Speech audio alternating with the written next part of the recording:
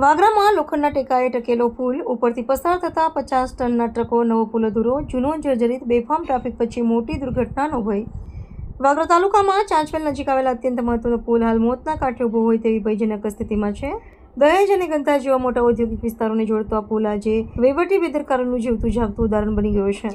પુલની હાલત એટલી જર્જરિત બની ગઈ છે કે તૂટી ન પડે તે માટે નીચે લોખંડના સળિયા અને એંગલોનો ટેકો આપવો પડ્યો છે।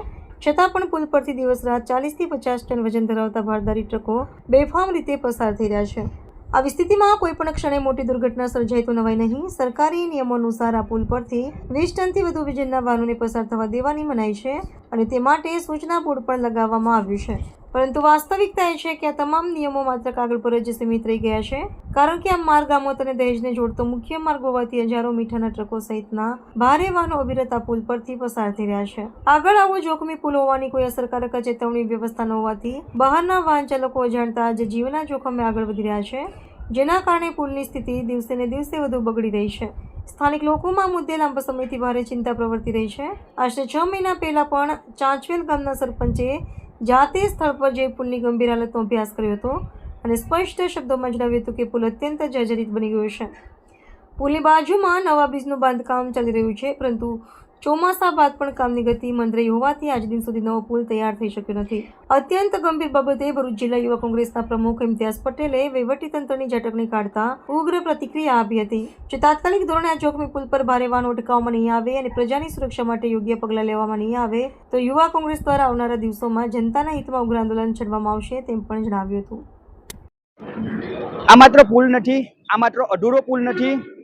આપ જોઈ શકો છો કે કેમેરામાં સ્થાનિક વહીવટી તંત્રની નિષ્ફળતા અને ભાજપના ભ્રષ્ટાચારનું એક જીવતું જાગતું સ્મારક છે, કારણ કે આ પુલને નીચેથી એંગલ અને સળિયાના ટેકા મૂકીને પ્રજાના જીવ જોખમમાં મૂકવાનું કાવતરું વહીવટી તંત્ર દ્વારા કરવામાં આવ્યું છે। કારણ કે અગાઉ થોડા સમય પહેલા અહીંયાના સ્થાનિક સરપંચો દ્વારા પણ વહીવટી તંત્રને સજાગ કરવા માટે મીડિયા અને સોશિયલ મીડિયાના મારફતથી એક વિનંતી કરવામાં આવી હતી, પરંતુ સ્થાનિક વહીવટી તંત્ર દ્વારા આ ખરા કાન કરવામાં આવ્યા હોય એવું લાગી રહ્યું છે। ત્યારે ભરૂચ જિલ્લા યુવા કોંગ્રેસ જનહિત માટે આજે મીડિયા અને સોશિયલ મીડિયાનો સહારો લઈને વહીવટી તંત્રને એક સવાલ પૂછવા માંગે છે કે તમે શું લોખંડના સળિયા કરતા પણ આ માનવીનું જીવ સસ્તું સમજી રહ્યા છો?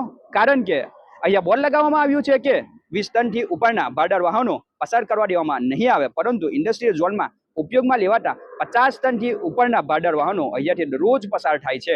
અને જો કોઈક મોટી હોનારત બનશે અથવા કોઈક મોટી ઘટના બનશે તો એના માટે શું અહીંયાના ચૂંટાયેલા પ્રતિનિધિઓ, કલેક્ટર, મંત્રીશ્રીઓને જેલ થશે કે પછી જે પણ કોન્ટ્રાક્ટરો છે તેના ઉપર દોષનો ટોપલો નાખીને હાથ ખંખેરી લેવામાં આવશે? યુવા કોંગ્રેસ મીડિયા અને સોશિયલ મીડિયાનો સહારો લઈને વહીવટી તંત્રને સજાગ કરવા માંગે છે અને સ્પષ્ટપણે માંગણી કરવામાં માંગે છે કે અહીંયા જે પણ હપ્તાખોરી ચાલી રહી છે તેને બંધ કરવામાં આવે। ભાડાર વાહનોને અટકાવવા માટે બંને સાઈડ ઉપર લોખંડના એંગલ લગાવીને તેમને અટકાવવામાં આવે અને જો જરૂરી જણાય તો બ્રિજના બંને સાઈડ ઉપર પોલીસ ચોકી ઊભી કરવામાં આવે અને જે પણ બ્રિજની અધૂરી કામગીરી છે તે વહેલીમાં વહેલી તકે પૂર્ણ કરવામાં આવે એવી અમારી વિનંતી છે। અને અમારી જો માંગણીઓ સ્વીકારવામાં નહીં આવે તો જનહિત માટે યુવા કોંગ્રેસ રોડ ઉપર ઉતરીને આંદોલન પણ છેડવા માટે તૈયાર છે।